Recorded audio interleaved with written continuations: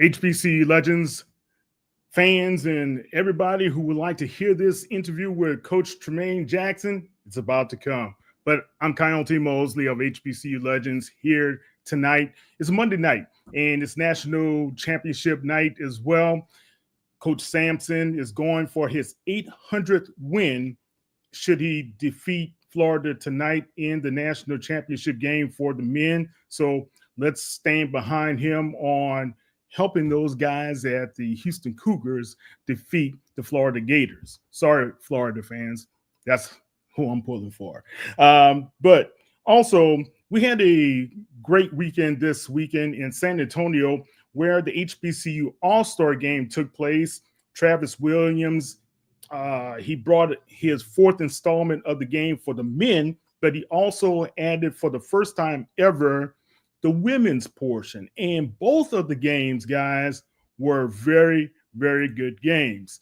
And if you see here, the women of Team Laney, that's for Yolanda Laney, and Team Hoskins for Patricia Hoskins. Both of those guys are legendary female HBCUers. Laney, she played for Cheney, and she won championships there. Hoskins was the all-time leading single season scorer, and she did it before they introduced the three-point line. Get that. She did it before they introduced the three-point line down there in Mississippi Valley State, and those ladies were on attendance there. It was a great show. You saw Laney pull it out with a three-pointer from Tania, and Tania Green was the MVP. She had 15.7 boards, but it was Talia Wesley who buried that game-winning three-pointer, and it was 75-73 at Freeman Coliseum in San Antonio. And, of course, the men's game, which took place out there as well, that was a nail-biter. It came down to the last seconds as well when Team Love was able to defeat Team Adels 94-92. So, and that happened with 3.9 seconds remaining in the game there in San Antonio as well. So, guys, it was a great weekend. Again, we're pulling for Coach Sampson to be able to pull off his victory, his 800th victory of his career. And we'll talk a little bit more about that, but I'm not going to belabor the point because I know you guys would like to hear the interview that we had with Coach Tremaine Jackson. So after these messages, you'll hear the voice of Coach Tremaine Jackson of Prairie View A&M. From now on, it's all about us. Starting a family, buying a car, our first home. They told you to open an account, then turned you away. They said, come back when you're ready. You said, we're ready now. I know we're going to make it. Hope makes it happen. Thousands of your neighbors, many who never had a bank account before, improved their lives with Hope Credit Union. You can too. Brighter futures begin with Hope. Something amazing is happening here. The next era of AI has arrived. CDW data engineers are helping organizations harness the power of AI with Intel Core Ultra processors. The power to run workloads faster means greater performance, giving your team a better shot at success. Make amazing happen. CDW.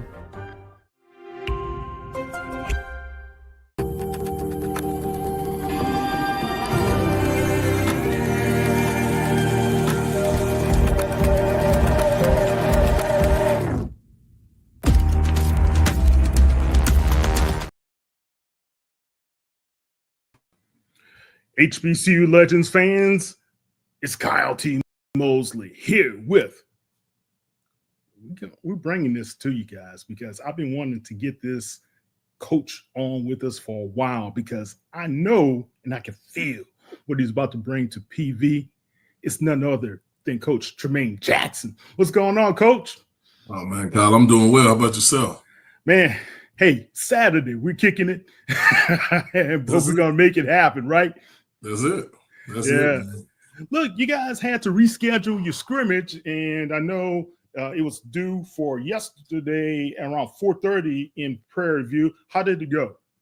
It went well, man. You know, that Houston weather that I got to get back accustomed to. We really thought we would have had a big turnout today if we had kept it at 11, but then the weather started kind of getting bad on Thursday, and they canceled some softball games. And anytime they start canceling other sports, we certainly didn't want to change it. So we changed it. Ended up not even raining today at 11 o'clock, man. So it still worked out, though. We were able to practice yesterday. Had shout out to the fans that did come, man. We had some students and quite a few fans that showed up on the hill at 4:30 to watch us work. And I thought our kids had a really productive scrimmage, probably about an 85 play scrimmage, man, that we were able to get a lot of key evaluations and just see how they've grown throughout the spring. And that's good, man. Look, of course, Houston weather off and on. You never know what you're going to get. I always tell people, hey, look, when you talk about Houston, we get 4 seasons in one day sometimes. You never know.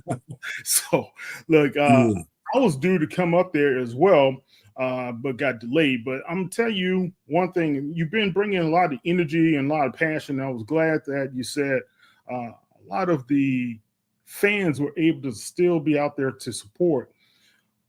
And I'll ask this question to you like I asked at the press conference. Why was this the most important? Well, why was this important for you to accept this position at this stage in your career? Yeah, man. You know, I've been here 3 months and I still been getting that question, right? So I think I got the perfect answer for you worked up now. Okay. There's nothing like being at the right place at the right time. I thought that right now was the right time. I thought that Prairie View A&M was the right place. But then when you add the right people, it makes things go even better. And so, man, I was really excited about our AD Golf. I was really excited about the vision of our president, Dr. LeGrand. And I just thought that they wanted to make Prairie View A&M an elite FCS football program. And that's what I wanted to do. I was tired of nickel and diming and doing the small college circuit. Right. I wanted to coach Division I football. I wanted to do it at a place that had a vision to give our young men and our young women within our program an elite football experience, and that costs. And so does winning. And so I wanted to be with the right people that wanted to do both. And I wanted to be at a place that offered a great education. And I wanted to be at a place that had a strong alumni base so that when we started winning, because you gotta prove yourself to the people. When we started winning, that all of those things can start working together. Prairie View A&M was the right place at the right time with the right people. And then the cherry on top is that I'm from Houston. And as I look back into the history of this program, I'm not sure if there's ever been a head coach that's from Houston. And so we get really excited about that, because when you're from Houston and you're from Texas in general, man, football is different for us than it is everywhere else in the country. True. And you better know the right people, else you ain't gonna get the right list. And so we felt like it was the right place, right time, right people, and then being from here just made it an opportunity that we couldn't pass up. Yeah.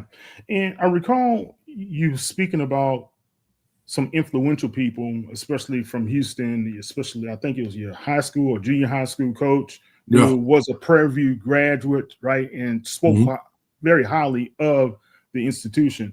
But you also have some ties to Texas Southern as well, right? Mm-hmm. One thing that I thought was great for you is to be able to give honor to both institutions and, you know, kind of solidify that, hey, I acknowledge your presence, but now I'm here at PV. Yeah, yeah. You know, when I played there and coached there, I learned a lot. I learned a lot as a student there. I certainly learned a lot as a football coach there. Um, you know, the philosophy of transfer portal and things of that nature. I started that there. I helped get that going there. Um, some of the things that they've been able to come out of and use in recruiting to this day, we helped start while we were there. And so that's just part of the profession. That happens. That happens at OU in Texas. That happens everywhere, right? And so I do have an appreciation for being a player there and then being a coach. Make no mistake now, they fired us. And so that is a deal to where that's always stuck in the back of my head too. And as a competitor, man, you always want to show why what shouldn't have happened, what happened shouldn't have happened. Right. And so, but also, and I mean no disrespect by this at all. I've been at both places.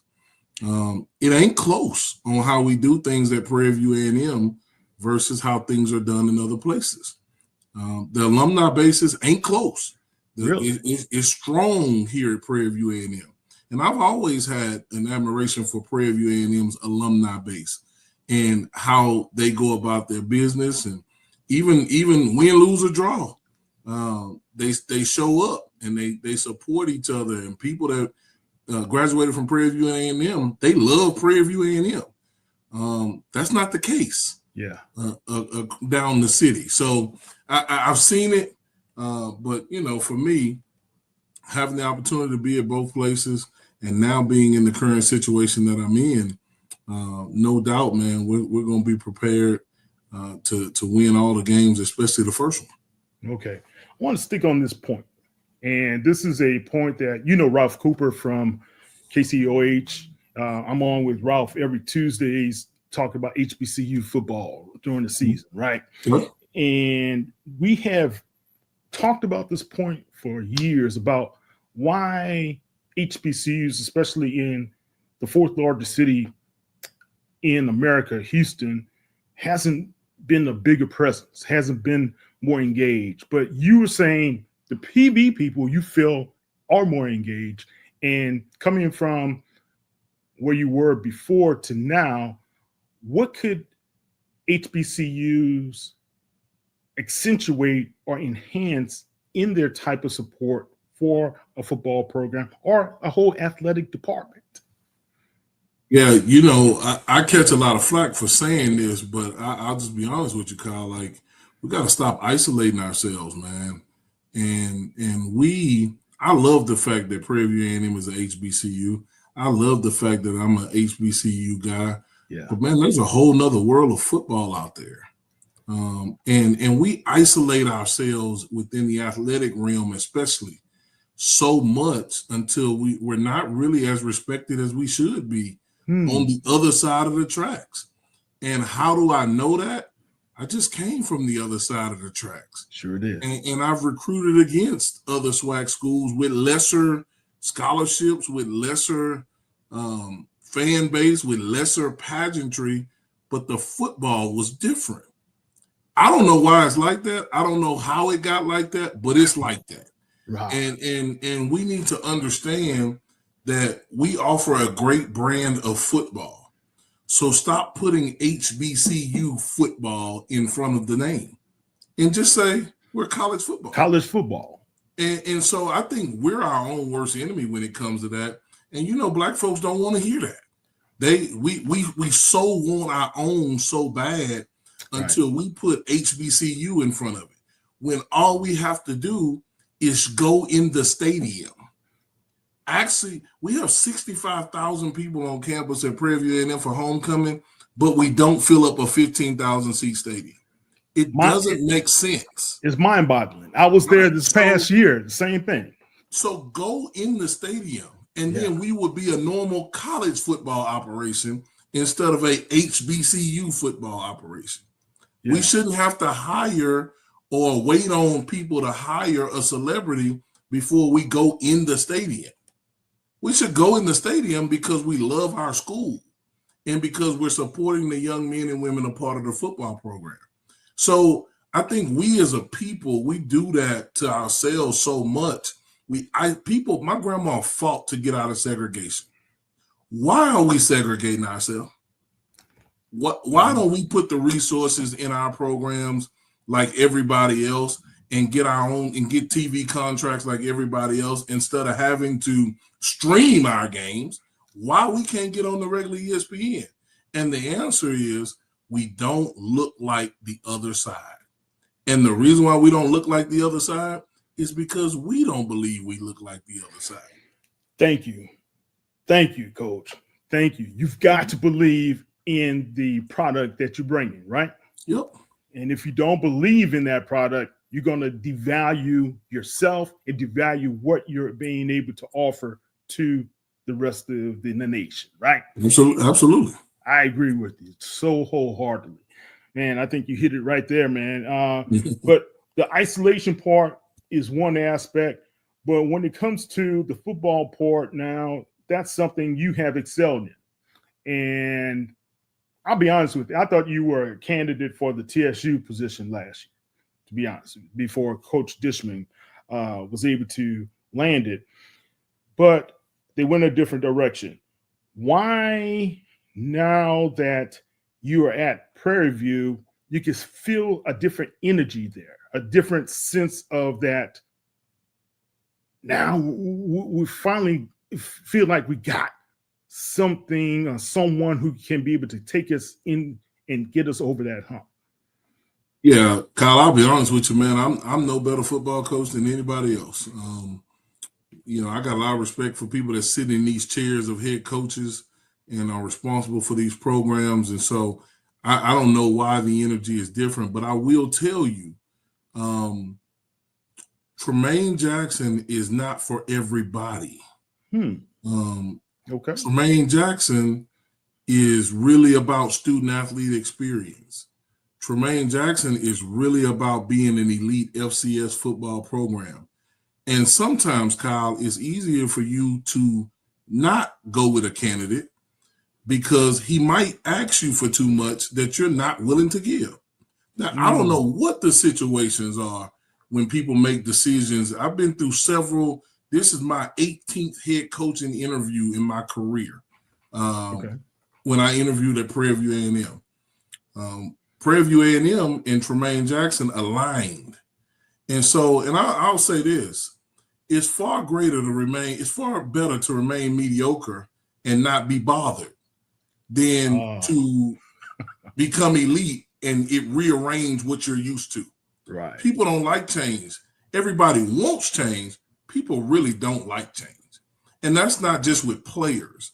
And so when you're trying to change a program, what I know that I am is a program builder. And when you're trying to change a program, all the furniture gets moved. And not a lot of people want you messing with their furniture.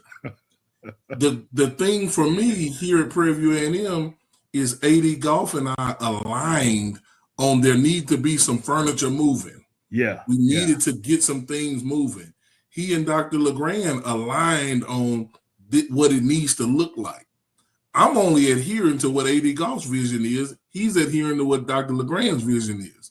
And within that aligning, it allows me some room to say, hey, AD Golf, we need X, Y, and Z to be successful. Now, he only gives me that leeway because we've been successful. And so, and he's been successful as an athletic director. So when there's two people that have been successful, they know what success looks like. Hey, I have a fever. I don't feel so good either. This is not just 1 hour delivery. This is fast relief for those who can't take a time out. Walgreens. Something amazing is happening here. In a world of data, people are accessing critical information quickly and securely. That's because CDW architects are building infrastructures with unified data storage from NetApp. With the flexibility to run workloads across any environment, providers experience less downtime, giving them more time with patients. Make amazing happen. NetApp and CDW.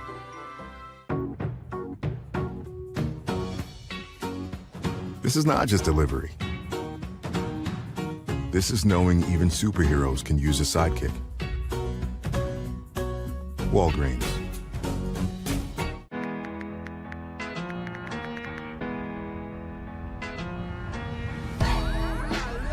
Now Taxes is getting the TurboTax app and filing your taxes yourself 100% free if you didn't file with us last year. Pay $0 when you file by 2/18. All tax forms, all 100% free. Now this is taxes. File free in the app by 2/18. When you switch to TurboTax, do it yourself.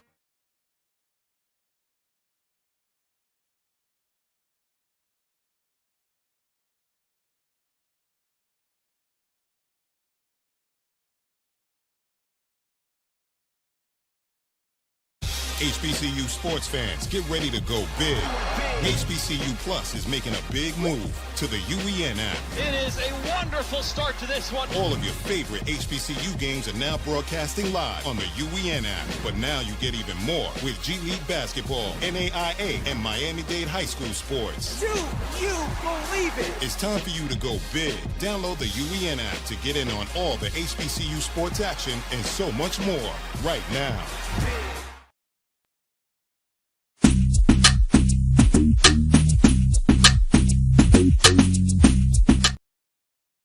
And they know that the road to success. But when you've never been successful, you really don't know, and you know it's going to cost you. Yeah. You might not be interested in doing that. Yeah, so it's easier to just keep firing people, but nobody gets it right. And what my grandma told me a long time ago is everybody ain't lying on you.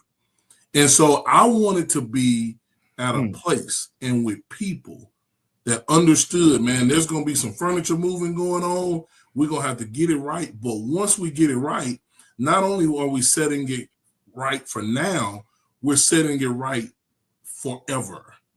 And long after Tremaine Jackson is away from Prairie View, whether they run me out or I leave on my own, the program's foundation is right.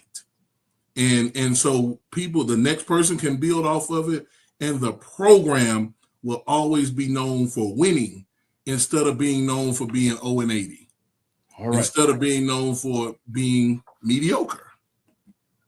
Wow, man. You've been saying some bars there, and some not only bars, but they're facts. Coach McDowell was a good coach, great person as well. When I spoke to AD Golf, he felt he needed somebody to be able to get them to that winning point. And you just said you believe you're on that track. So what is that foundation you're bringing to PV to be able to say we are already on that track, especially after only months on the job? Yeah, so we're the Prairie View A&M Panthers, man. But we have a dogmatic mindset. All right. And we're bringing a level of discipline, a level of obedience, and a level of grit that not only this place hadn't seen, a lot of people haven't seen. And what I mean by that is everybody thinks we're always just talking to the players. All the players need to be more disciplined. You as a fan need to be more disciplined. You need to come in the game and stay the whole 4 quarters. Say that one more time. Yeah, the fans got to be more disciplined. The donors got to be more disciplined and not donate with intent to control. And so everybody has to be more disciplined. It's not just a player problem. It's a bottom-up problem, right? Like it's everybody. It's so hard to win a championship, man. It is extremely hard. And Kyle, man, we won at the last place I was at with the lesser of everything. But in people's minds, we were on top. We weren't fully funded. We didn't have the best buses. Mm-hmm. We didn't have no gear. We had to beg, borrow, and steal to get a football. When I got to that place, they only had 6 footballs. Wow. And so, but in people's mind, we were elite. So how do you make things that appear elite really elite? There's a discipline that goes with that. There's a discipline in myself saying, when we order certain things and when we go about aligning things up it has to match up with the vision of the overall athletic department. There's an obedience that goes with it. Everybody has to submit and comply with the authority for the greater good of the organization. I submit and comply when AD Golf tells me something. Yeah. I don't have to agree. It's not my job to agree, whether I agree or don't. It's my job to submit and comply with the vision for the greater good of the organization, and vice versa when it comes to the people that fall under me. Everybody has to submit and comply. You might not like it, but this is the way it is. I want Gatorade. I don't want water. Well, that's not how we done it. Man, I want Gatorade. It's just give me Gatorade. Don't tell me what you've done. Right. Just give me the Gatorade. Yeah. And so, last but not least, man, there's a grit that goes along with it. And grit is simply passion and perseverance for long-term and meaningful goals. And here's where we go wrong. People think I care about them being tired. I don't care about you being tired. There's a passion and a perseverance that comes with winning. Right. And so our players have to have it. Our fans got to have it. Our coaches got to have it. Our administration has to have it. And when we do it correctly, we get the result we want. Because here's what we're not trying to do, Kyle. Anybody can win a championship one time. Anybody. Right. You can catch the right stride, the win, knock over the game-winning field goal, and you mess around and win one time. Can you win consistently? Can you win year in and year out? Why do people talk about Alabama under Nick Saban? Because every year they was going to win 10, and That's you right. knew it in August. Right. You knew it in August. There's nobody that you can say that about in HBCU football. There's nobody. You don't know that.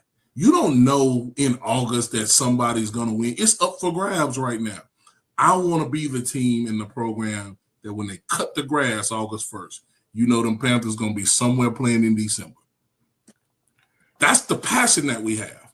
But there's a perseverance to get there. Right. It's a year-round job. Right. It's not just an August to December job. It's a year-round job, not just for players, not just for coaches, but you can't be a fan just in August. You can't be a donor just in August. Right. You got to be a donor year-round. Yeah, year-round. You got to be a fan year-round. Coach, you said something that I learned a long time ago with my old band director. Discipline, determination, desire, but you got to have that tenacity as well. Absolutely. You can't be willing to just give up easily when things get a little bit tough. Yeah. And when you're moving that furniture, you got to understand we're doing it and things are kind of bad and it's a little chaos, it's tense, but we know we're doing it for a purpose. We got to get on the same page, right? Absolutely. Absolutely, man. And it's hard. Yeah. It's hard and it's very uncomfortable. Especially for those that have been in certain spots for long periods of time. It's uncomfortable. Got it. Here comes a guy talking about we're going to win in year one. And like they said at the press conference you was at, I hear you talking that big talk. Well, raise your hand if you won 25 games in the last 2 years at a place where that might or might not be good enough. Right. And so we don't talk big talk. We're as humble as humble pie, but we do understand that our processes work. We're very confident in our processes, and all we need to do is let the players play, coaches coach, administrators administrate, and fan. And if everybody does that, we're all good. So we're gonna be there. We're gonna be there, man. And you, like I tell them, you might be mad at me, but when we win the championship, you're gonna pour water on me and want to kiss the trophy too. So just start getting your lips puckered up because the trophy's coming. Love it. Love it. You've got to have that determination. You got to have that focus and belief in yourself as well, right? Challenges always have presented themselves, especially when it comes to recruiting, but you have always been listed as one of the best recruiters out there in the market. Have you faced many challenges, or are you on track to where you want to be early on in this process of building the winner in the championship team over at Prairie View? Yeah, I think we've taken the correct step forward, but it's an ongoing process. These days in time, man, on Monday, this House settlement on April 7th is supposed to come out. That's going to change the trajectory of what we know today as college football. I do think we're prepared to fight and compete on a level because of our AD and his efforts even before I got here. And so we are in a different space than what we probably would have been in 2, 3, 4, 5 years ago with the things that are looming in our game. As far as recruiting goes, I'm never going to be satisfied with where we are in recruiting. Never. Recruiting is kind of like this line on my beard, man. If I don't look at it every day and make sure it's straight, it'll start to look bad after a while now. And we want to make sure it's straight. It's straight. And so we won't know what we are until the end. We won't know if we've done a really good recruiting job until we hold up the trophy. We hold up the trophy, we did a hell of a recruiting job. We don't hold up a trophy, we did a bad recruiting job. And so that's just how we look at it. And being where we've been in the past, we know that recruiting is not just what people think or who people think are good players, but it's who fits what we want to do. And we're constantly evaluating that now. And I do think when this portal opens April 16th, Prairie View A&M is going to be a popular spot for a lot of people. And we're going to have the resources and the funds to be ready to fight. Yeah, I listened to Coach Prime, and when he first took over at Jackson State, when we talked, he was saying the most important thing for him is being able to find guys, especially through that transfer portal, who align with the vision, but also had some experience and knew how to play the game of football. What's your philosophy on when you look at a candidate from the portal? Yeah, man, we've got critical factors that we try to meet at every position. Okay. And so if you notice, Kyle, we haven't had a walk-on trial. Sometimes the walk-on trials, they don't meet your critical factors. Unfortunately, we got a lot of 5'8" guys. We don't need no more 5'8" guys. If they're shorter than me, you can't play at Prairie View. Okay. Just telling you, unless you're just that fast, right? Yeah. But a lot of the guys we get that walk up, they're neither, right? They're neither tall nor fast. That's just a harsh reality of it. We love you. There's a place for you. It's just not at Prairie View A&M. And so what we do is really look in that portal to see who meets our critical factors from a size standpoint first, and then start doing our research on guys on whether they can play. We've got access to Pro Football Focus that tells us stats and things that guys, how many games they played in, and gives us pretty much a highlight tape of what they've done in their career. Excuse me. Right. We also start doing the research of guys that we know a lot of people, man. These guys I got with me on my staff, I got the largest staff in Prairie View history, but I also got probably the most experience on our staff because of the people that we have, and we got a lot of connections. So we start calling guys to see, what happened to the kid. Why is he in the portal? Getting the background story that you really can't get off the internet when everybody puts their letter out, right? That I'm getting in the portal, praise be to God, AGTG, all the stuff that these guys. Yeah, with much reflection, yes. Yeah, with much reflection, and, really thank you for what you done, but I'm leaving. When everybody does that, we really get to work on the backstory. And what we found is a lot of times coaches have really made that decision for a lot of guys. And I think that's what we're going to find on April 16th. So when you talk about coaches making that decision, more coaches were too tough, not good coach, or all the above? What? The most common thing we see and what we hear from guys is I get recruited one way, and then I get there and people are different. Totally different. The switch-up game is real in coaching now. And the one, if you can't, Prairie View A&M, I ain't got no money. All I got is opportunity, and I promise you we're going to be who we are in recruiting all the way through your graduation. We're not going to change. And a lot of people get on there and do all this fluff and flim and wear the hat backwards. That's not us. We just don't do that. I don't wear chains and all that stuff, man. That works for some people. That doesn't work for me. We're going to be who we are every single day, which is a disciplined, obedient, and gritty group of people. That's what we're going to do. Yeah. And so a lot of guys appreciate that from us because we don't have to de-recruit people because we never give them all that fancy fluff stuff in recruiting. We don't tell them how great they are. And if I see a D lineman in the portal, I go, hey, man, here's where I think you're deficient at. And as a D-line coach, we're going to help get you efficient in your deficiency. How do they usually receive it? At first, it's a shock because they probably just got off the phone with somebody that told them how great they was and they was going to fly them up first class and do all this nonsense. Right. And, man, you got to have some stake in the game when you come to Prairie View A&M. Get in your car and drive from Dallas. I'm not flying you from Dallas. Drive from Dallas. You pay for your own gas. What that lets me know is that you care and Prairie View A&M is a viable option for you. We might not get you, but at least you got some skin in the game.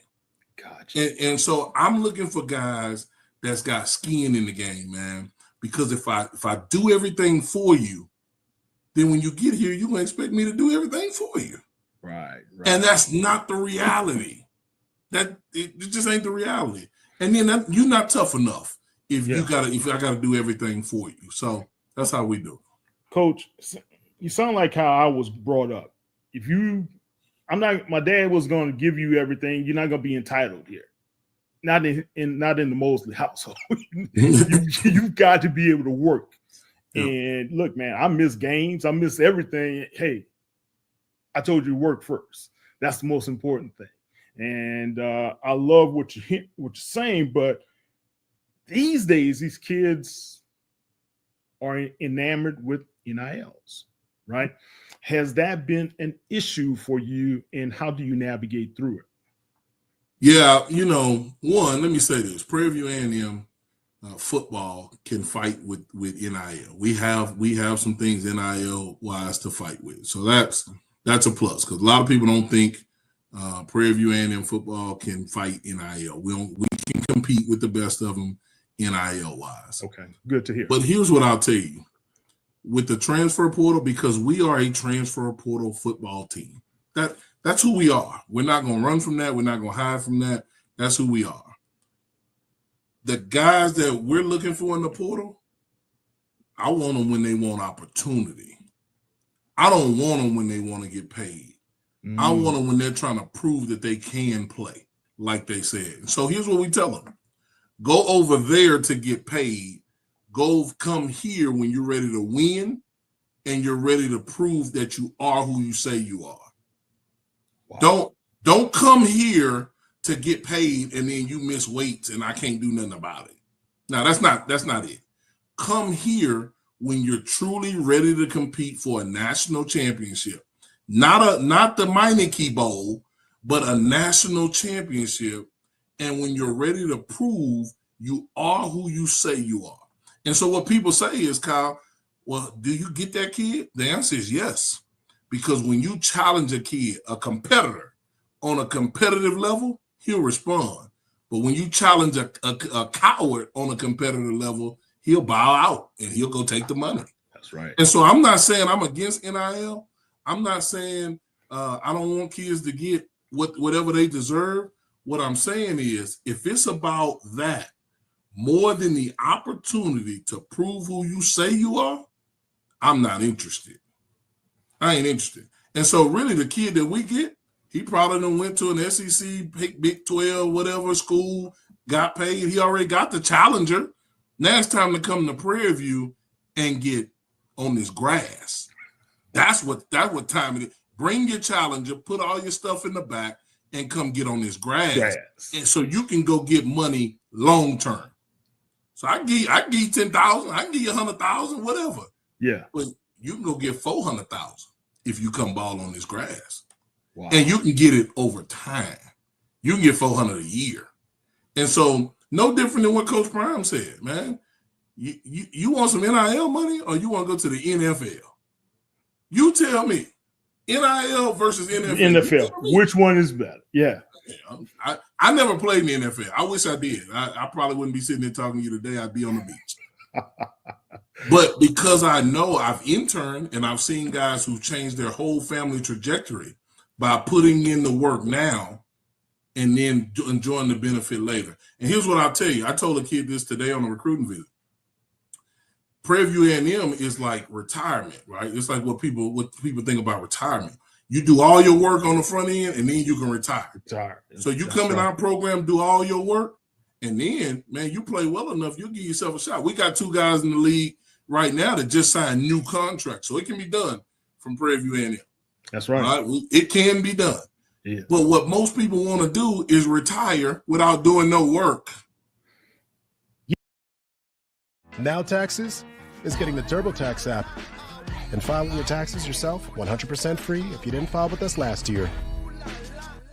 Now this is Taxes. File free in the app by 2/18 when you switch to TurboTax Do It Yourself. November is American Diabetes Month.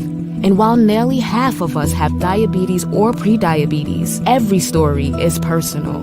There are stories of strength. Every day is different, not one day is the same. Hard work. No es tenerle miedo realmente a la enfermedad, es saber cómo combatir la enfermedad. And heartbreak. When she passed away, it was because of diabetes. But no matter your diabetes story, we fight for you and to find a cure. Join us at diabetes.org. No charger?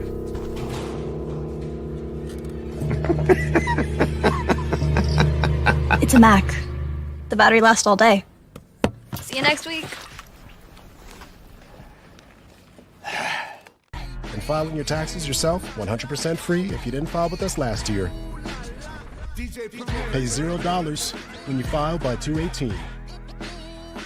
All tax forms, all 100% free. Now this is Taxes. File free in the app by 2/18 when you switch to TurboTax Do It Yourself. Happy birthday, Dad. Happy birthday. I got you something. We said no gift. We had to get you something. Thank you, honey. I got you this. Did you do this yourself? Yeah, I had a great teacher. Happy birthday. I love you. I love you too. Love you. Thank you. This is from me to you.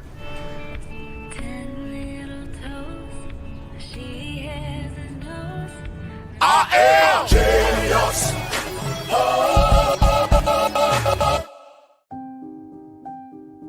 Something amazing is happening here. Climate researchers are weathering a data storm.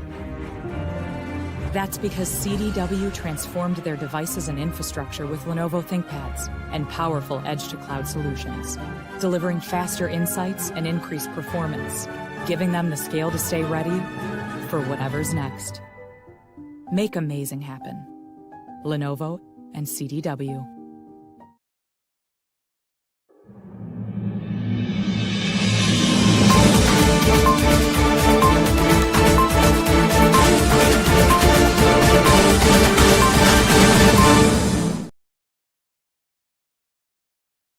Yeah, they want the, how you say, the thrill of and all the glitz and glamour, right? Yeah. But it takes some grind and some grit and some determination to get through all that to say, yeah, I made it. Look, it's like that in journalism. I face that all the time as well, Coach. Absolutely. So, your coaches, Coach. I have a good relationship with your defensive backs coach, Gehringer. Yeah, DG. Man, he's a good guy, real good guy. The one thing I liked about how he works with the kids and he develops those young men. And in talking to some other guys, they're saying, hey, Coach Jackson's that way as well. And he has like-minded guys on the staff who does the same thing. Have you been able to find your players who were already there that they're going to buy in, or are you just pretty much like starting from scratch and with all the transfers or bringing in more people? Yeah. So we had guys, the guys that are here now, the majority of them were here on the roster when we got here. I'll say this about the transition, man. The guys that are in spring ball with us right now, that were here last fall, have bought in tremendously to what we're trying to get done. Good to hear. They knew exactly what they had and what they didn't have, and they knew what they needed. And they've been spot on. And one thing about players, man, whether it's going good or going bad, they always know the real. And so they were very upfront with AD Golf before he started the search on what they felt they needed. They've been very upfront with me on what they felt like they needed, and they were spot on, even according to some of the previous staff I've talked to, on what they thought they needed. And so players know. They know. I will tell you, we apply so much pressure to people that if you are phony and you really not what you say you are, man, you're going to quit. And that's not just players. That's players, coaches, support staff. If you are not who you say you are, you're going to quit because it's that much pressure being applied here. You mentioned something earlier about what your father taught you. We are a parentally led program. We don't negotiate. We don't say, well, what do you think? We don't do none of that.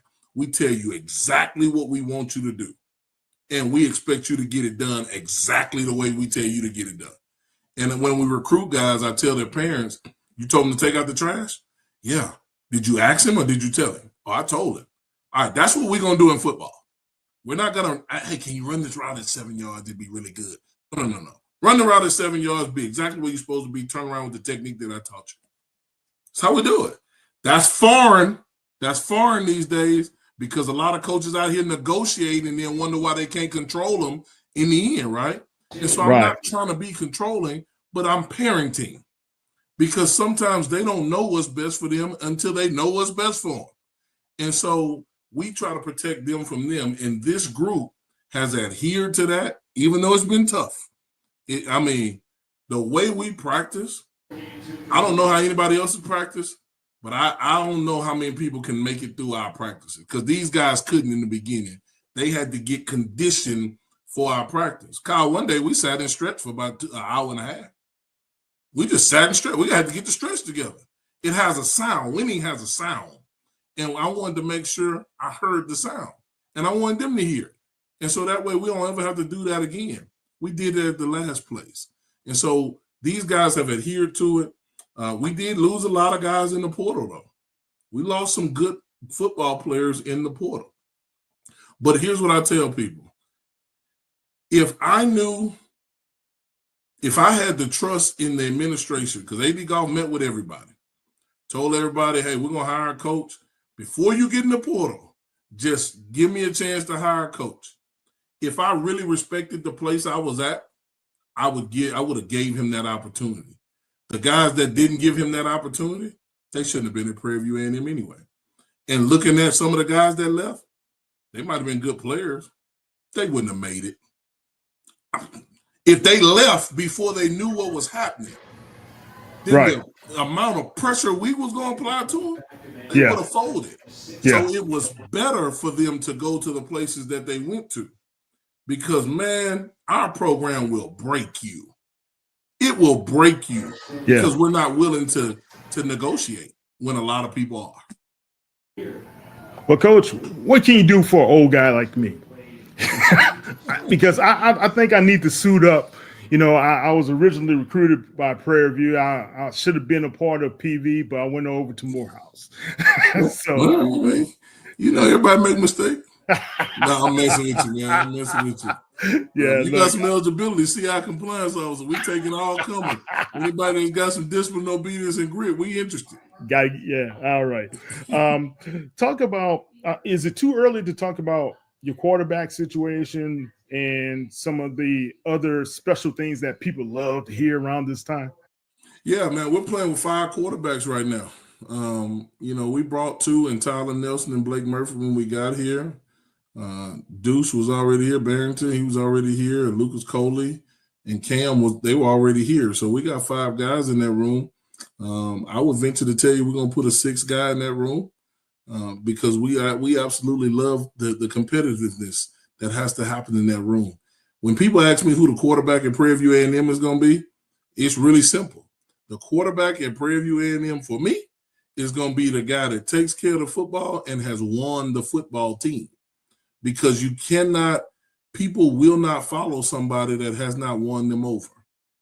They might not like them. They might not like their ways, but if they won them over by the way that they go about their business and how they study, and if they're wanting the same greater good that they want, they'll follow.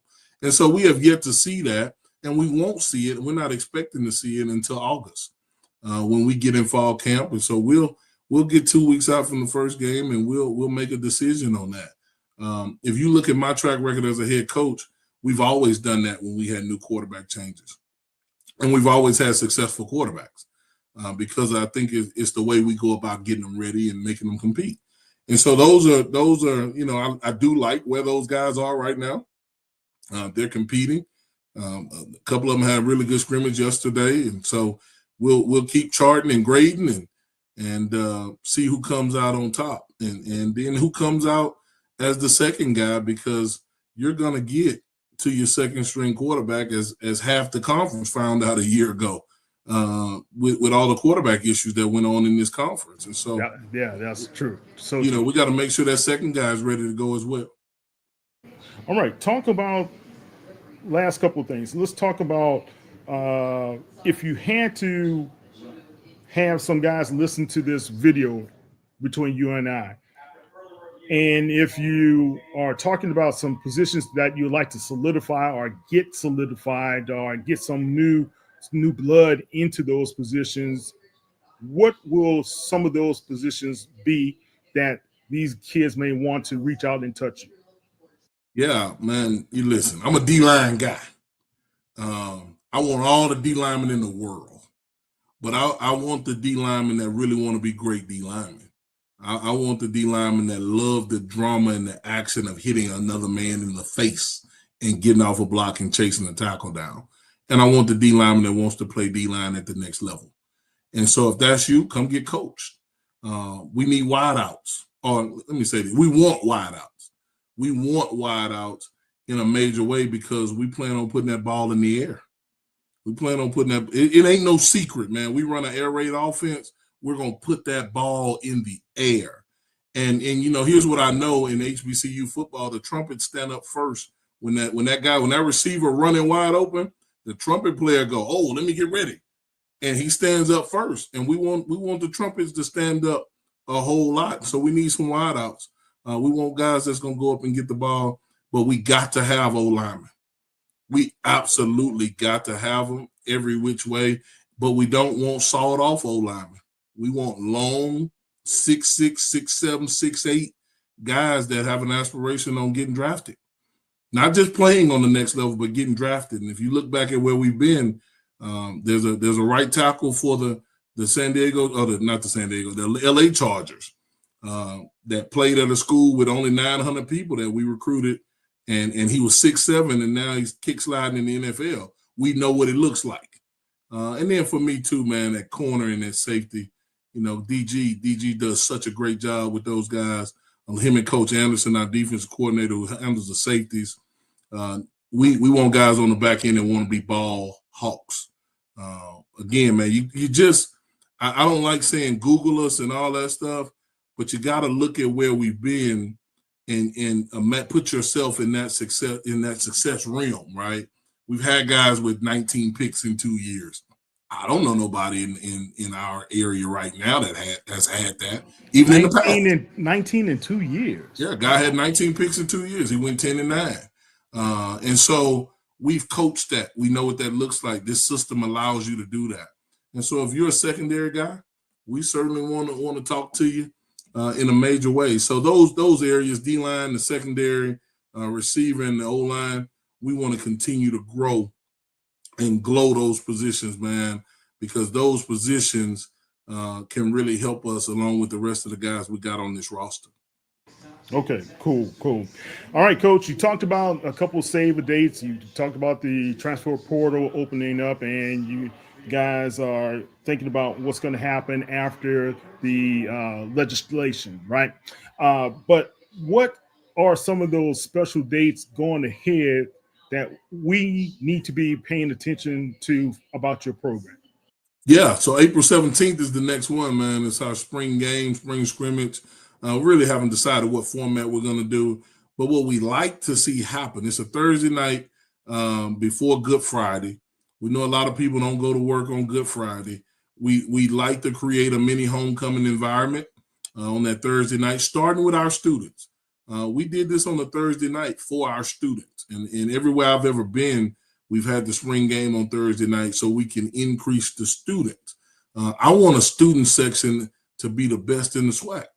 We're going to get a new section in the stadium for our students so that they can be closer to us and so that they can be rowdy and really make the noise that I think college football has in the environment of college football. And so we need the students to show up, but we also need the people that's typing and watching podcasts to come on down 290 and get on this hill with us on that Thursday night. After that, man, we kind of go silent for a little bit. School has to finish up with finals and things of that nature. We bring our players back on Memorial Day, and then we get to work, man. It's 8 weeks of putting the head down to get going. And then we bring our guys to camp at the end of July. And after that, the next few dates that'll be important, we'll release those, but it'll be the second week in August and third week in August. We'll kind of have our mock game and our open scrimmage. I'm really big on having some open scrimmages for the fans because we close practice all week. And so having some open time, kind of like some taste testing. When you go and taste test something, get a chance to see it. You might not get the full thing, man, but you get a chance to at least get your eyes on it. And what I know about us is we nosy, right? So we want our people to come out and be nosy, not have to wonder, not have to chatter. Come see some of the guys that we got coming and the guys that we'll have in camp so that they can get this August 30th game promoted because that's the date. After the spring game, man, the date is August 30th. It's my birthday, but most of all, it's the day that we come off this hill. Yeah. And I told everybody what was going to happen when we come off this hill. Yeah. And so it's the date where either I'm telling the truth or I'm telling a lie, but you got to buy a ticket to come find out. That's right. All right. Coming off that hill, but you're going to be down in Houston, in H-Town, at Shell Energy Stadium, playing against Coach Dishman and those guys. They call themselves the Texas Southern Tigers. Coach, let's be for real. You can lose every game going forward, but this game for the PV faithful, they've got to win because they felt they lost something then when they lost that trophy last season. What can the fans expect from you on your birthday? But even before my birthday, the fans can expect for me to tell them to donate to our Excellence Fund because it costs to win. So you can't have an expectation that we're going to win August 30th and you've kept your hands in your pocket and not donated anything. That's the first thing they can expect. But the second thing they can expect is when we bring this team down to 90 and get into Houston, we're going to be a prepared football team that's ready to play a complete football game in a disciplined manner. And I would be telling you a story if I told you that we weren't going to make mistakes, if we weren't going to have some issues.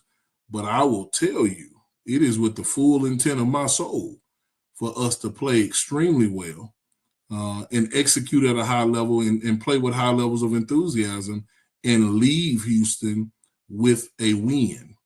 But the win is not so much because it's Texas Southern.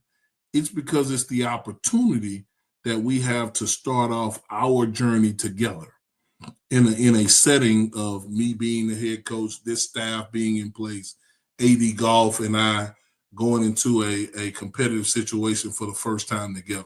That's more important to me. Our kids playing for one another. I'm looking for those things. If we do those things the right way, our fans will be able to celebrate. But as soon as that game's over, when we're successful, we're going to get ready for the next one because that's what we do in college football. And I want to be very clear on that. We celebrate rivalries. We're excited about them. But once the rivalry is over, y'all can talk about it. I'll never speak of it again because we have to continue to get ready. We treat compliments and criticisms the same. And so whatever happens is going to happen. We're going to line up and get ready for the next one. But we are extremely excited. I've never been in that stadium. I've never been in it. So as a former player, I'm excited. But I'm even more so excited to walk in there in this purple and gold, man, and see what we're going to do as a football program. All right, Coach. Love it. All right. Tell everybody how they can find you on the World Wide Web. Yeah, all my handles are the same, man. Twitter, Instagram, or X Instagram, and those things, man. It's at Coach Jack 212, at Coach Jack 212, and then on Facebook for the older crowd, my mama crowd, it's just my name, Tremaine Jackson. I'm only on Facebook because my mama on Facebook. But for the people that are in her grad class and a little bit older that might not know how to work the other stuff, my name is there.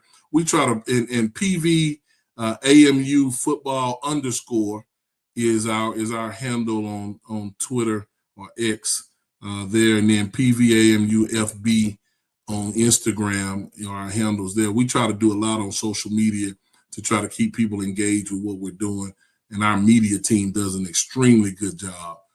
Full of students. We don't have a full-time media person. They're students. They do a really good job of getting out, so we're really excited about that. So I would be remiss if we didn't talk about our social media networks. Great pictures. If you guys haven't seen those videos as well, early in the morning pictures. That's what I love about it. Early in the morning, those guys are putting it out there, and they are promoting the Prairie View Panthers football team. Love it. Keep up the great work, Coach. And, I'm going to be down there. Tell them don't turn me around at the gate. They used to always do that to me. They say, that's Mosley. Get him out of here. No. You're more than welcome. Tell them I told you to come.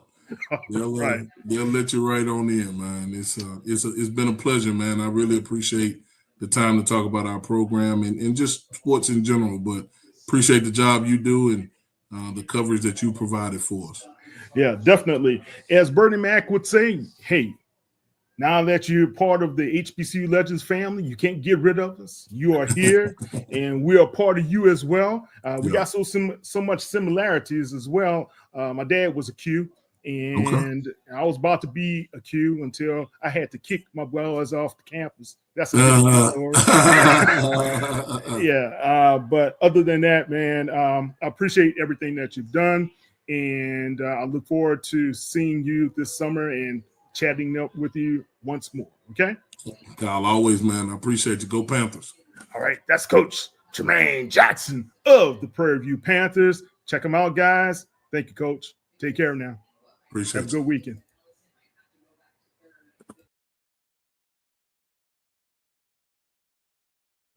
Okay, guys, that was our talk with Coach Tremaine Jackson. We'll be back with Robert Jones. He's the young man out of Howard University, and he's a draft choice. He runs a 4.4, guys, and he's a great young defensive back. But not only that, he's a great person. I'm sure you're going to enjoy his conversation. We'll be back in 2 and 2. Hey, I have a fever. I don't feel so good either. This is not just 1 hour delivery. This is fast relief for those who can't take a time out. Walgreens. Something amazing is happening here. In a world of data, people are accessing critical information quickly and securely. That's because CDW architects are building infrastructures with unified data storage from NetApp.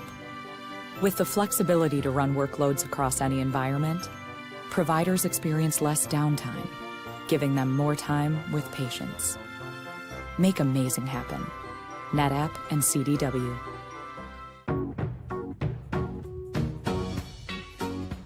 This is not just delivery. This is knowing even superheroes can use a sidekick. Walgreens.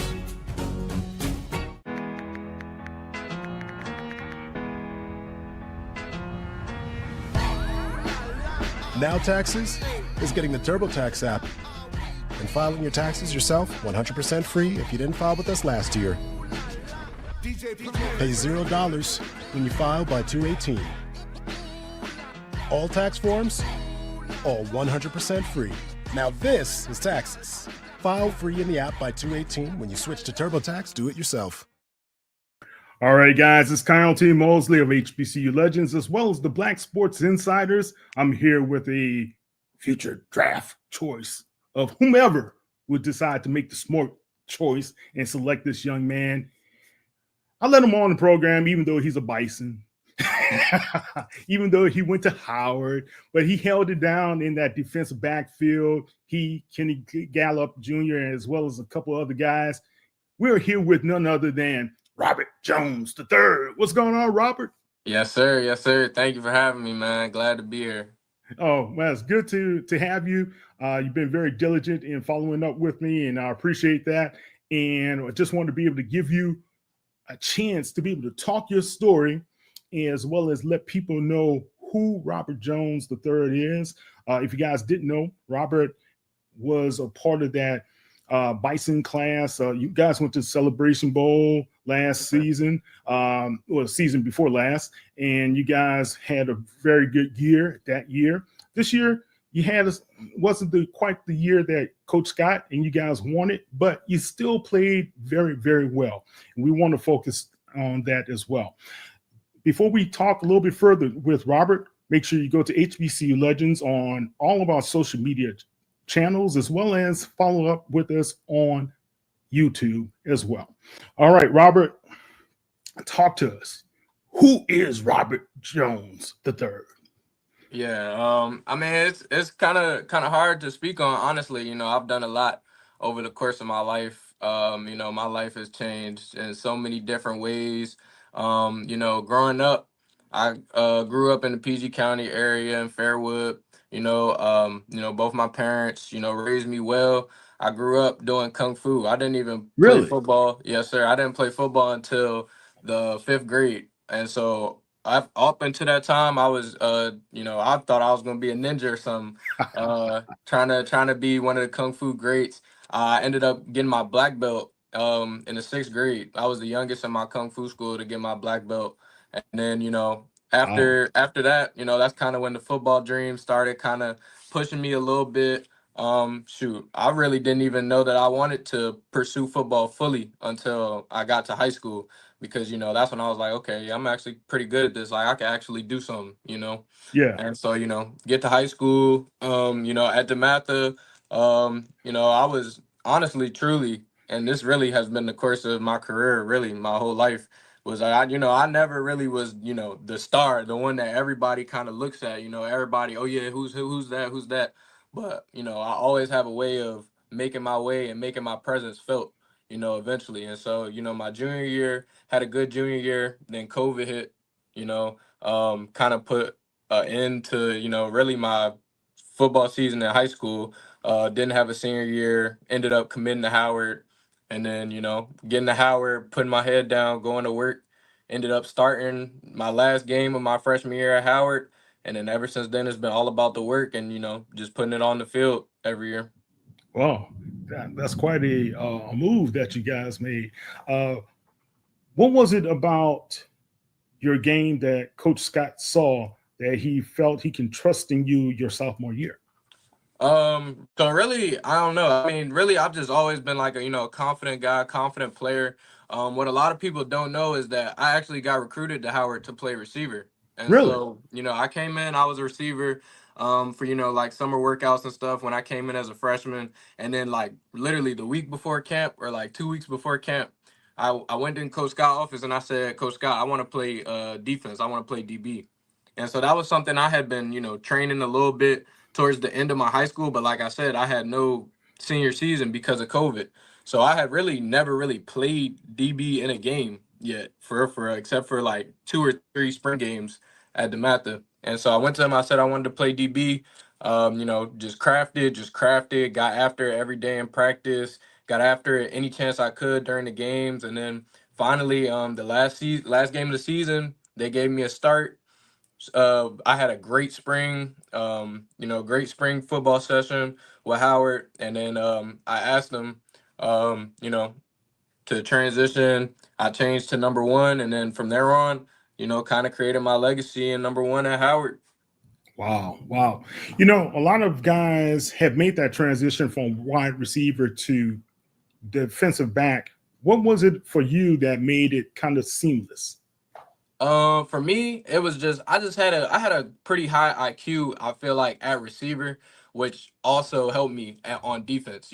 So like when I first transitioned to DB, I had a real good understanding of like just route recognition and just understanding like okay holes in the zones. Okay, the quarterback's gonna try and throw it here because we're in cover two. So now I know I got to think a little bit more to take away this window because when I was at receiver, I'll be like okay, how do I set this DB up so that I can get to my spot easily. So it's just always like a constant, mental game for me, honestly. Even to this day, I feel like that's one of the most important parts about playing DB and just, most important parts of defense in general is just like film study and knowing what they're trying to do so you can stop it.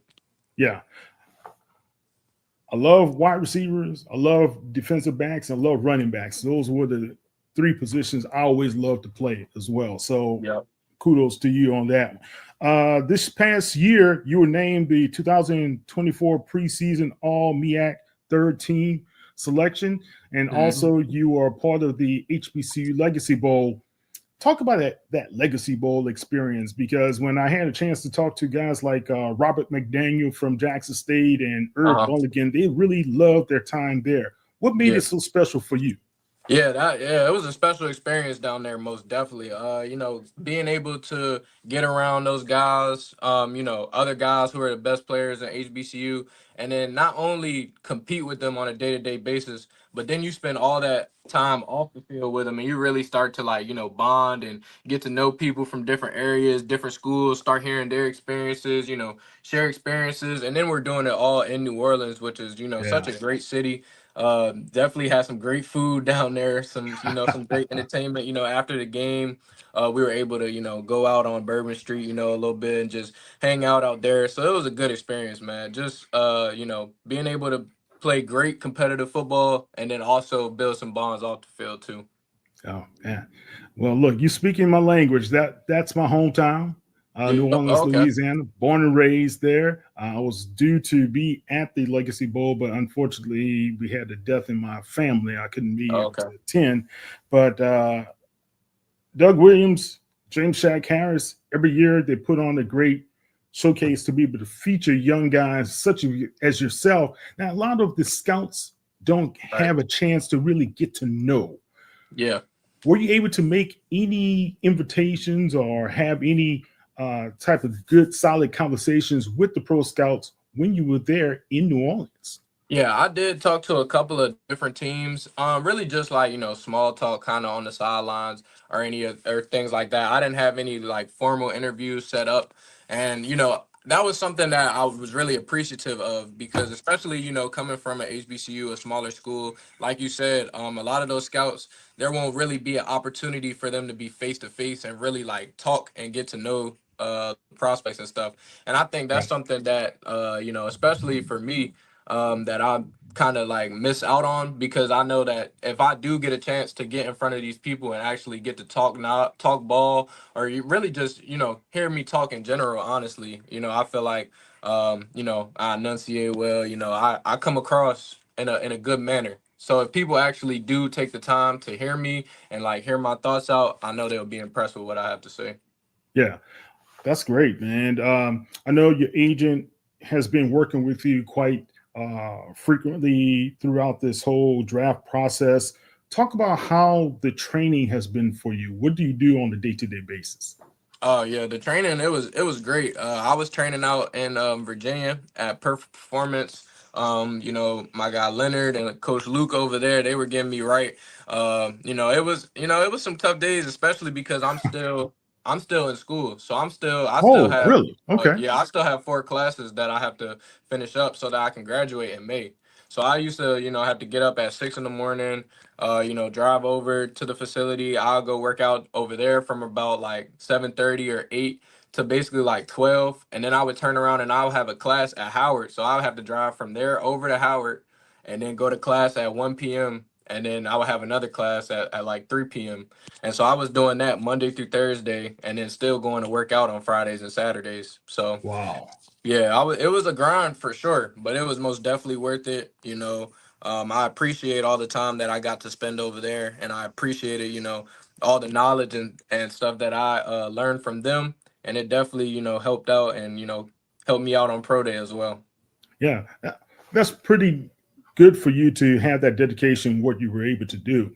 Um, Before we go into the pro day, talk Yep. about what's your major.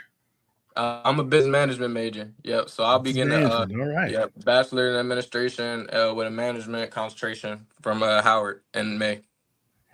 That's what I like to hear. A Most student definitely. athlete graduating, getting that degree, having that diploma in your hand, something you could be able to use to lay the foundation for your future growth as a professional in whatever you do.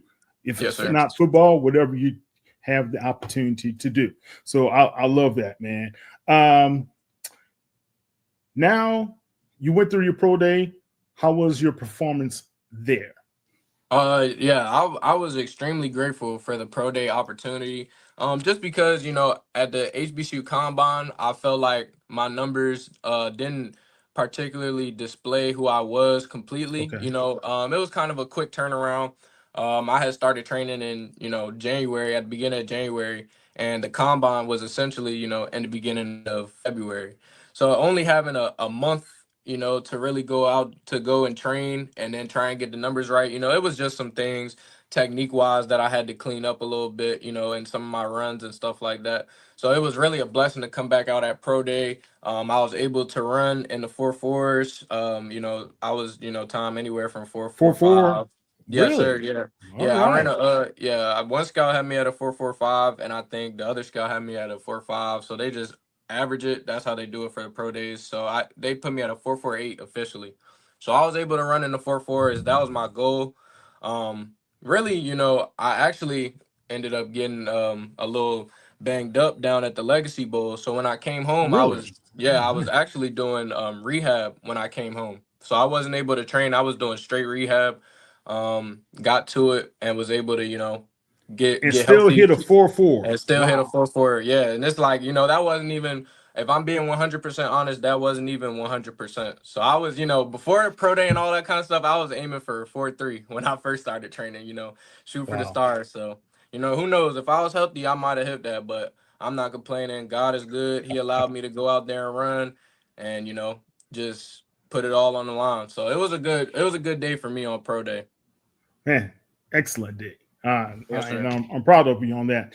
Were you able to, now you say you had to rehab, was it a lower body injury, upper Yeah. body injury?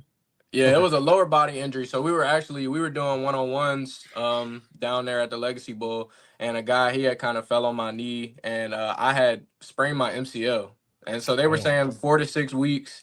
I didn't even know if I was gonna be back in time to do pro day because our pro day was five weeks from the date that I got hurt. And they were okay. telling me 4 to 6 weeks. So I'm like, man, like I don't know what's gonna happen. It was kind of up in the air. I really didn't even start back running again until the week before we had pro day.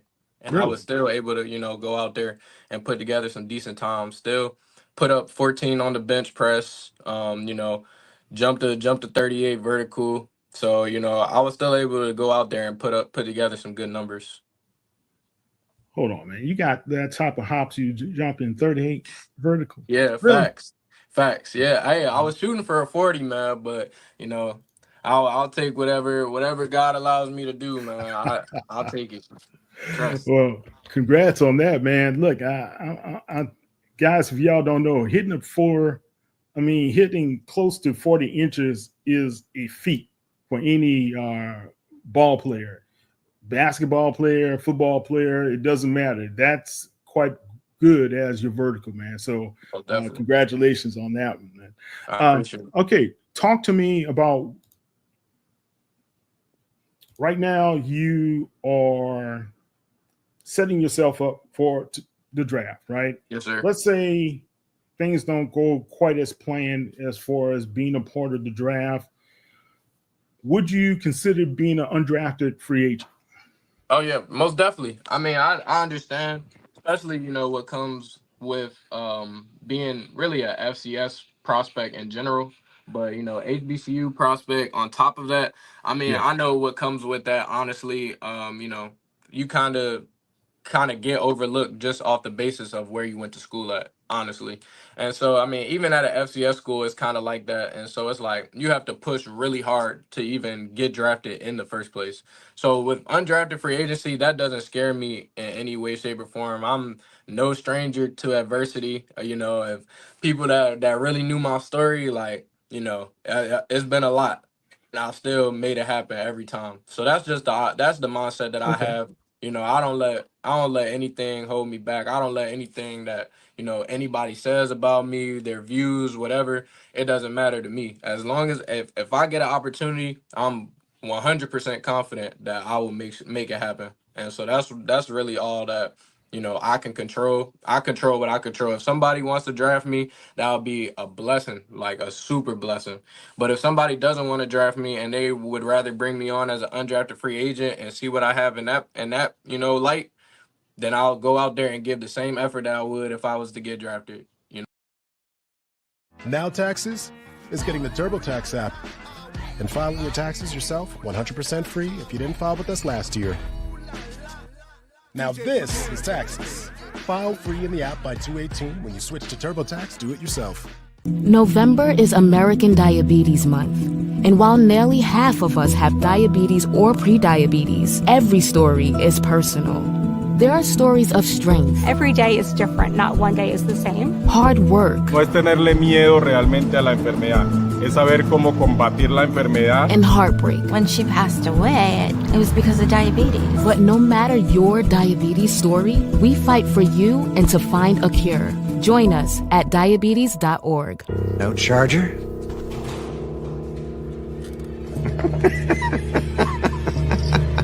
It's a Mac. The battery lasts all day. See you next week.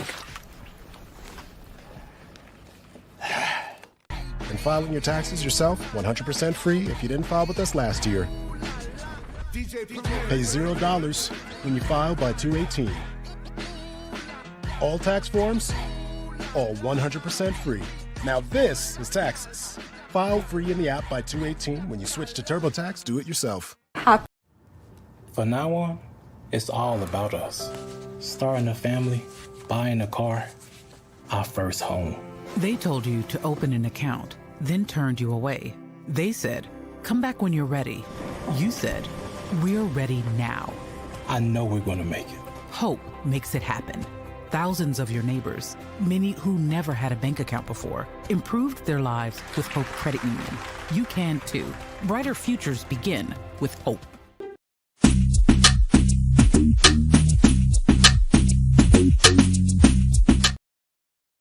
So at the end of the day, I'm just looking for an opportunity to go out there and show what I got, and I'll handle the rest. Love it.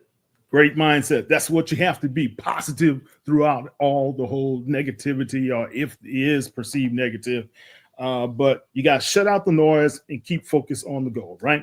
And what is it about you, Bison, that you guys do such a good job in the classroom as well as on the field? What does Coach Scott do for you guys to be able to get y'all to that point?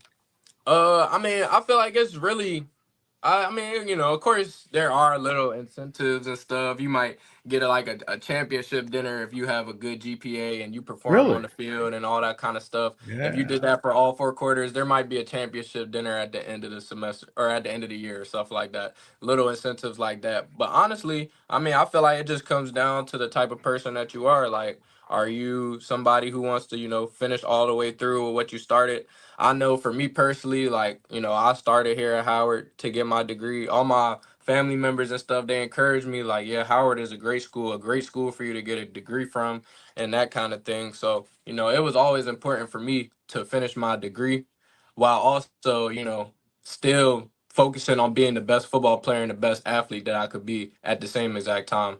And I know, my grandmother, she'll never let me live it down if I didn't go out there and get my degree on top of being a great football player. So, that's what grandma's supposed to do. I always got voices like that in the back of my head, man. So, Coach Scott, I mean, honestly, it makes it easy. I mean, we got practice at 3 p.m. You finish practice and you got the whole rest of your day to do your homework, do whatever you need to do, and really all the time before that for class, homework, and all that kind of stuff.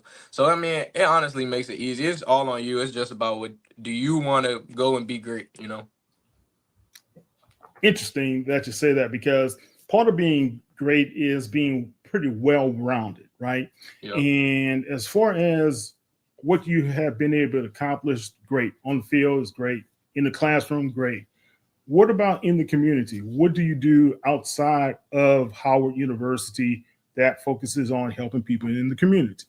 I've actually, I have a younger brother, so I've done a lot with him. Just him and his friends going around, helping local events, different camps, 7-on-7s, those type of Really? things. Yep. But Cool. then also like in the summer, I interned for my aunt, and so I used to work in George Washington Hospital as like what do I want to call it? Kind of like patient income, like patient entry, where you take all their information and those kind of things.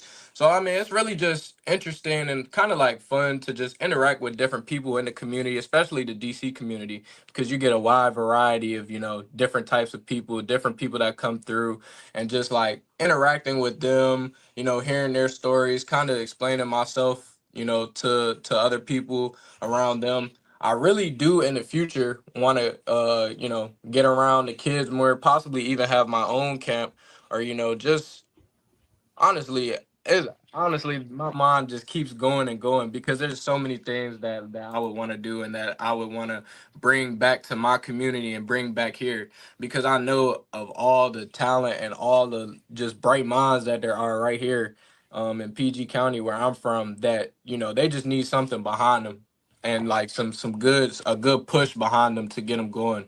And I already know it's so many successful people that can come out of here because there's so have come out of here, and it's just such a successful and just affluent area that I just would like to see keep going. Yeah. Look, you talked about that, and a lot of times people from your hood or your neighborhood or where you're growing up with, the high school, they look at you as, man, you like a superstar, so to speak, right? But also the impact you can have on just reaching back and just touching them from time to time to see how they're doing, that really is special for those people. So let's see here. Let's see if we can get your video here so people can see a little bit about you. Okay. There we are. Now, what's this we're looking at? This right here, I believe this is the video I posted either on Instagram or Twitter, but it was essentially the same one. But all of these clips were from this past season, so this wasn't really like a career highlights per se. This was more so of like a 2024 season type of clip.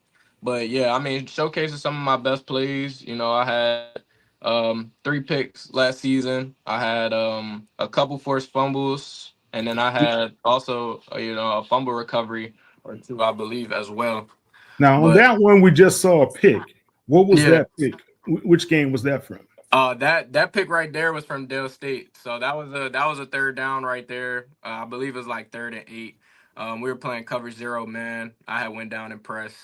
They ran a curl route. They tried to run a curl route to the sticks to get a first down, and I had ended up stopping it. It's actually crazy because that's one of my former teammates right there that I was going against. My boy. I'm pretty sure he said like, "Thanks, Robert. Appreciate it."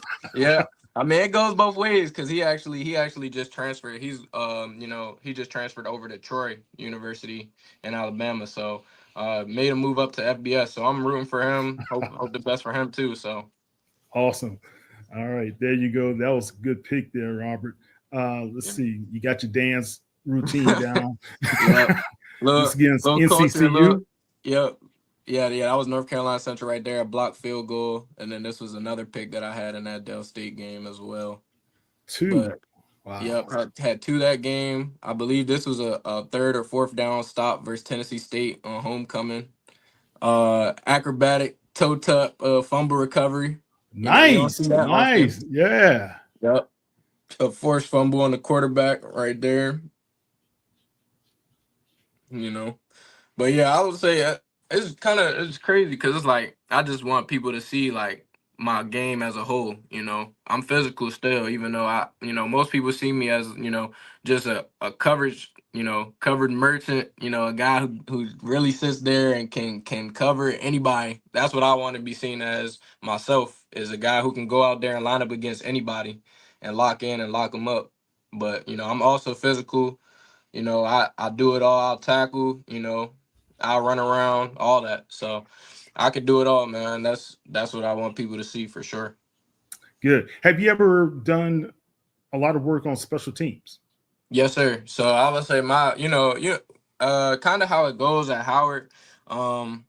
Just specifically with like punt and stuff is a little different than I know how some other teams do it, because my freshman year I was on every special teams. I was on kickoff. They even had me front line on kick return for a little stint. That was crazy because I was like 165 pounds out there on front line of kick return. But yeah, I would say I've been on kickoff every year at Howard. I've been on kickoff return my freshman year, and then I've been on punt. I was on punt my early years. The only reason why I wasn't on punt in these last couple years was because they used to not really want guys to go run down on punt and then turn around and be at corner on defense. And you just ran full speed on punt. Now you turn around, you're on defense. You got to run with 2 go balls back to back.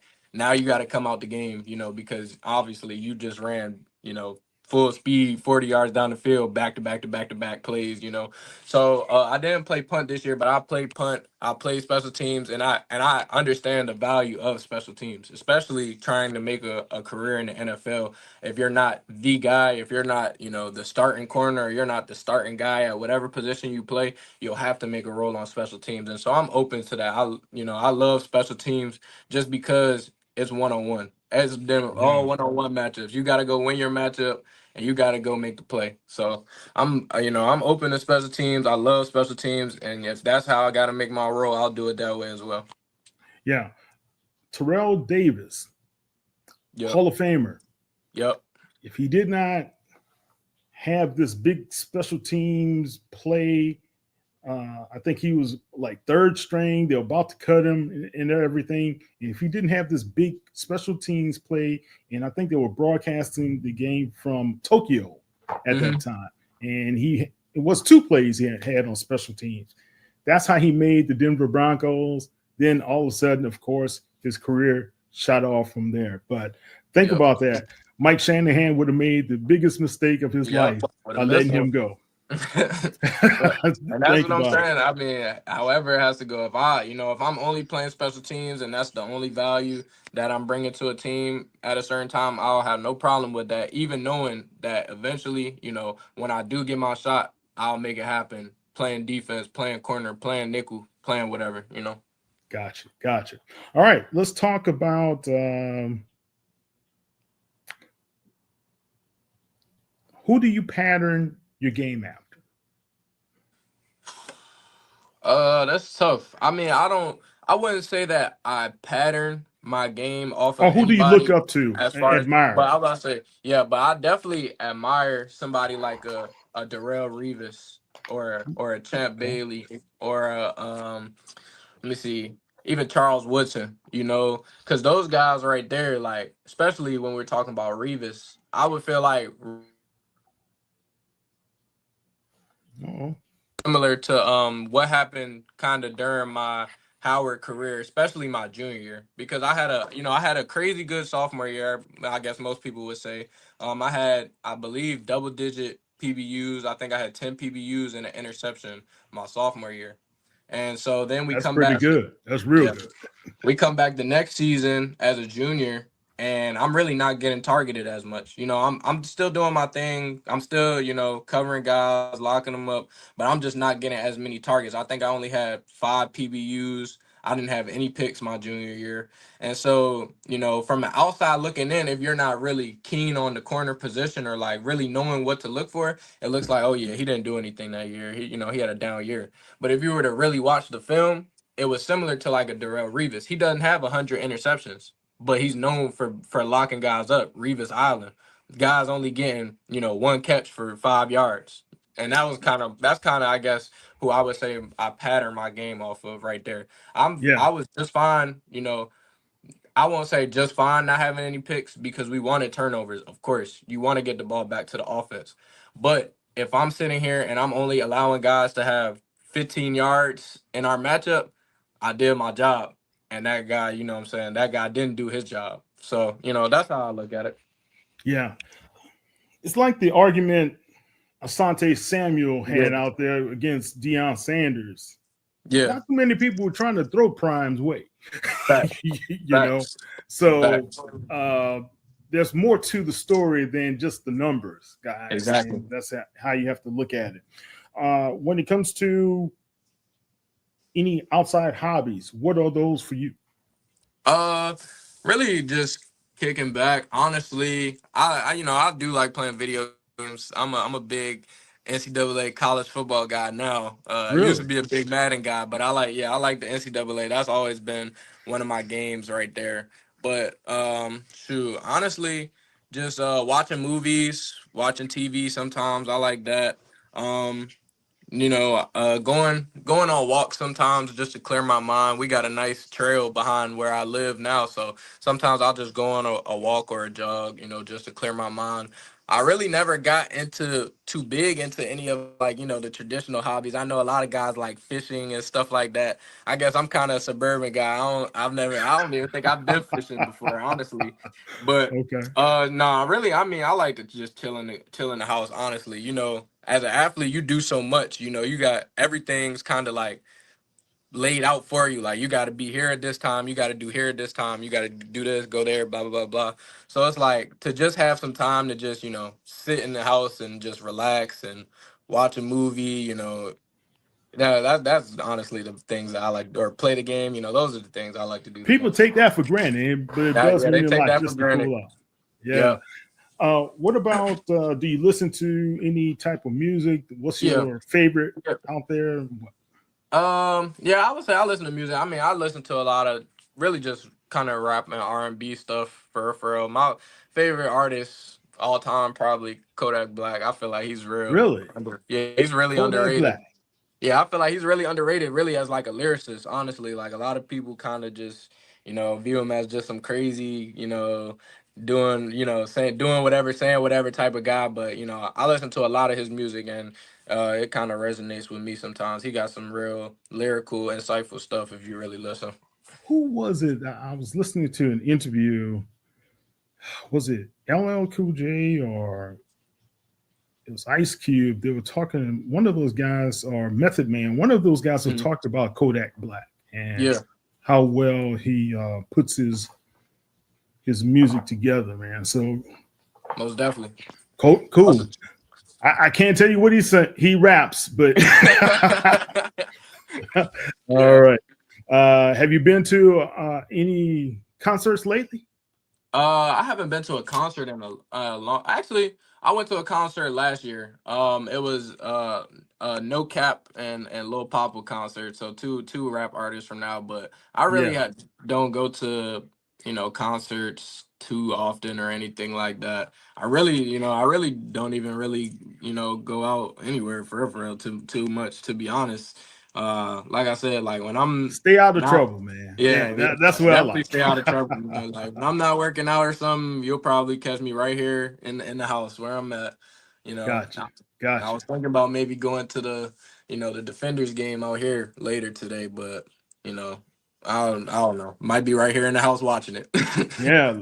It's funny you said that because a lot of people don't realize, one, Reggie Barlow was an HBCU guy. Yeah. Now he's over at Tennessee State, of course. And I had a chance to interview Coach Barlow last week. And Shannon Harris, the interim head coach, is an HBCU guy himself. Right. So go and support those Defenders. I love what they were able to do, beating the Stallions last week. So kudos to them. All right. Any last thoughts that you'd like to share? If a scout was watching this particular video right now, at this point, what will you have to tell those guys in the National Football League? Why should they take a flyer out on Robert Jones III? I would just tell him, just check me out. I mean, the film definitely backs it up. I have great FBS games on film. I had a good, very solid game versus USF. Had an interception. QB hurry, multiple tackles, all that kind of stuff versus USF my sophomore year. I had a great game versus Rutgers this past season. So if you want to see the FBS tape or higher levels of competition film, it's all there. I had a great showing at my pro day, ran fast, did everything I need to do at the pro day, and then on top of that, just you're getting a guy who's a great football mind, like really loves and studies the game. A guy that will sit there and break formations down, sit there and watch film and gain and pick up tendencies, all that kind of stuff from D&D, split recognition, all that kind of stuff that you want to see high level guys do. And then on top of that, it's just really truly a great person if you get to know me. Really will put the team first, not selfish, not scared to, take a step back and, like you said, have a special teams role, not sitting here like I gotta be the guy, I gotta be the man. Like I said, in my career, there's been few times where all the eyes were on me and all the spotlight was on me. Like all the time, there's been a lot of times where there were other people who, got more shine than me or, got more attention than me. But at the same time, when you give me a look, it's like, okay, that guy over there, he's kind of doing his thing too. That guy over there, Right. he's a really good player. He's really smart, Right. blah, blah, blah. So if you just get to know me and if you actually, made an effort to, kind of hear where I'm coming from or the things that I've picked up over the course of my career and my life, you'll be, happily surprised, I'll say. Good. Who gave you the best advice over at the HBCU Legacy At the HBCU that Legacy you Bowl, still think about today?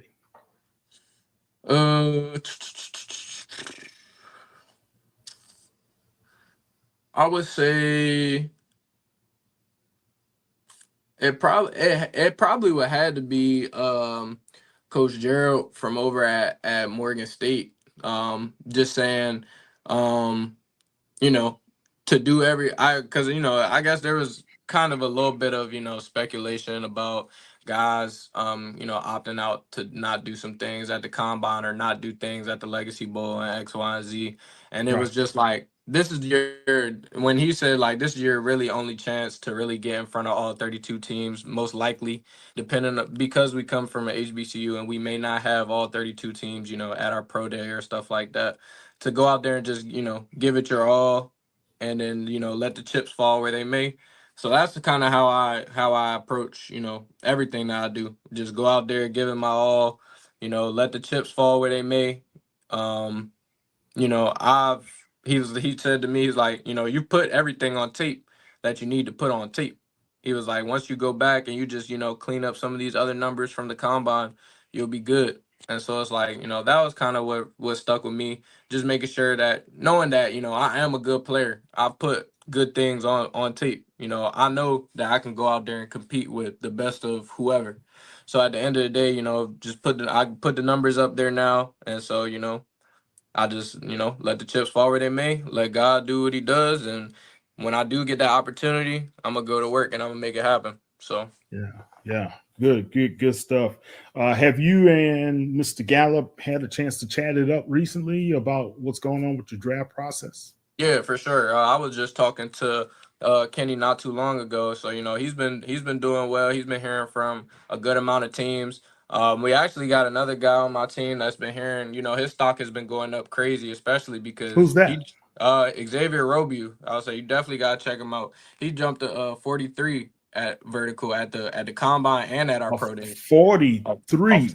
43. Yes, I would say, and he's that guy, man. We came in together. He plays free safety, number 12 at Howard. And then we got another DB, in our secondary that's also been hearing from some teams, Carson Hinton, number 2. And so, we had a hell of a secondary, man. Our DB coach, Kaishan Jarrett, he's now the defensive coordinator at Howard. he got us right, and he's the truth, man. He you know, he taught us the game from from scratch.